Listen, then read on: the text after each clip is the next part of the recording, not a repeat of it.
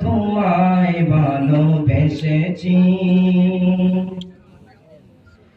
ওহুদের ময়দানে রক্ত জড়ালে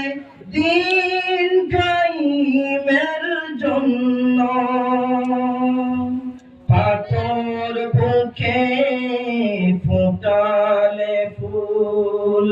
মনুষ্য জাতি ছিল শূন্য ওহুদের ময়দানে রক্ত জড়ালে দিন কায়েমের জন্য পাথর বুকে